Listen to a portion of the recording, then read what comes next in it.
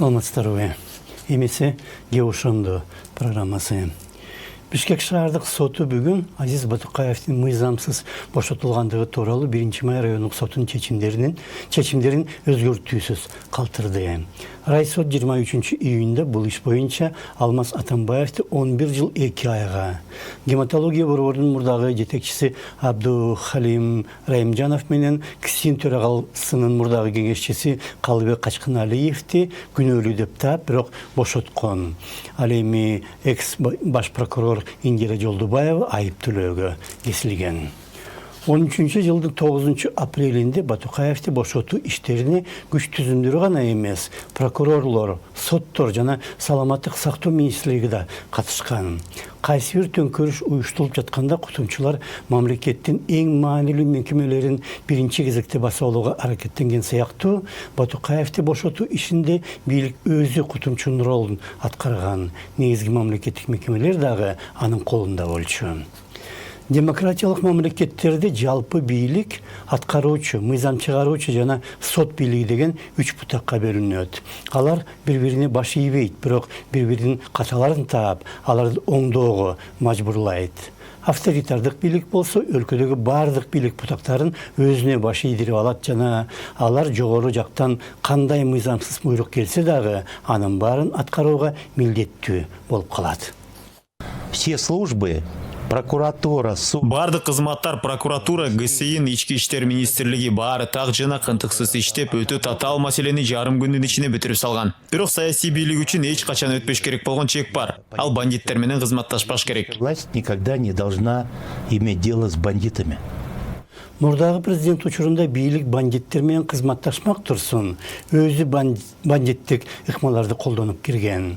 Бүгүнкү соттун 4 гана адамга тиешеси бар. Батукаевдин иши боюнча күнөөлөнгөн дагы 14 адам тергөө менен кызматташуу келишимдерине кол койгон жана кечээ күнү белгилүү болгондой, Свердлов райондук соту алардын 10-уна каршы өкүм чыгарды. Алар 3-төн 4 миң долларга чейинки айып пул төлөмөй болду.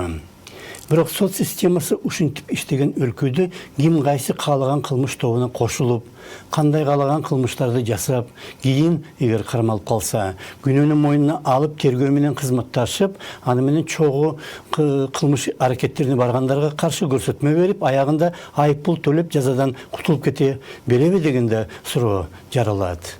Министрлер кызматка киришер алдында ант берет, бирок андан соң казынага кол салат. Соттор дагы жалаң мыйзам чегинде иштейбиз деп ант берет, бирок кийин өкүмдөрүн акчага сатат же өйдө жактан айтылганды аткарат. Аскери кызмат өтөө алдында дагы ар бир жаран ант берет, бирок кийин анысын аткарбайт. Врачтар да ант берет, бирок Батукаевдин иши көрсөткөндөй, алар кандай болбосун фейк справкага кол кое береби дегенде суроо жаралат.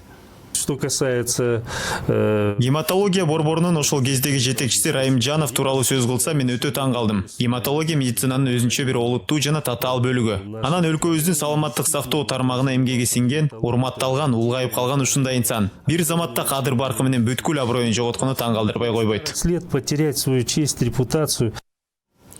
Батукаев боюнча бул сот иши аркылуу академиктер менен министрлер гана эмес, бүткүл мамлекет өз кадыр баркын жоготту. Бирок азыркы сот өкүмдөрү деле бизге аброй кошпойт го. Мурдагы президентке анын эң негизги кылмыштары боюнча, мисалга бийликти узурпациялоо же мамлекетти талкалоо деген сыяктуу күнөө койгондун ордуна ал такыр башка иштер боюнча соттолуп жатат. Анын жөкөрлөрү болсо айып пул төлөп коюп эркиндикке чыгууда. Батукаевдин ишин караган соттор ал кездеги бийлик Батукаевди Жаныш Бакиевге алмаштырууну көздөптүр дегенге макул болуп, бул иштин алкагындагы пара маселесин таптакыр тазалап салды. Ошондо дагы андай алмашуу мыйзамдуу жолдор менен эмес, Жаныш Бакиевди Беларустан уурдап алып чыгып, Кыргызстанга алып келүү пландалган имиш. Ушундай пландын дегеле пайда болушу өзү бандиттик ыкма. 6 жыл бою таңгуланган мындай саясат жана бандиттик ыкмалардан эми биз көпкө арыла албайбыз го. Ошондо саламат калыңыздар.